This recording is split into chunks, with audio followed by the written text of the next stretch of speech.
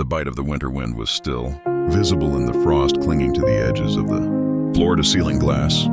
But inside the Fukuyama City Mall, McDon felt like he had entered a different world.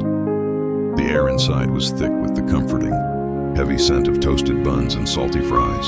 McDon unbuttoned his heavy coat, feeling the immediate relief of the mall's heating system. Beside him, his friends were already laughing, their voices merging with the rhythmic hum of hundreds of other shoppers seeking refuge from the Hiroshima cold. They started with the window shopping phase, an essential part of their weekend routine. They drifted past the bright displays of the boutiques, McDon pointing out a high-tech gadget here and a ridiculous winter hat there. The crowd was a sea of padded jackets and colorful scarves, a collective of people all enjoying the simple luxury of being inside. After their long stroll through the shops, the weight of the shopping bags on McDon's arms was a satisfying reminder of a day well spent. He had finally picked up the things he'd been eyeing, some new winter gear and a few gifts, but the constant walking had stirred up a serious appetite.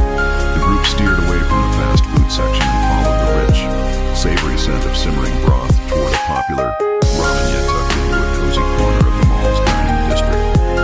Stepping into the ramen shop felt like a second homecoming. If the mall was warm, this place was glowing. Steam rose in thick, white clouds from behind the counter where the chefs worked with practiced, rhythmic movements splashing noodles into deep ceramic bowls. McDon and his friends claimed a corner table. The atmosphere here was different from the bustling McDonald's. It was more intimate, filled with the low clatter of chopsticks against porcelain and the satisfied sounds of people slurping hot soup.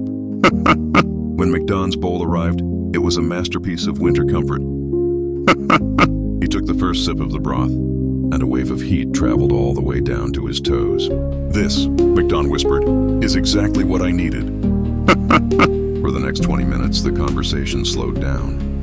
They were in that state of food bliss where the only thing that mattered was the perfect texture of the noodles.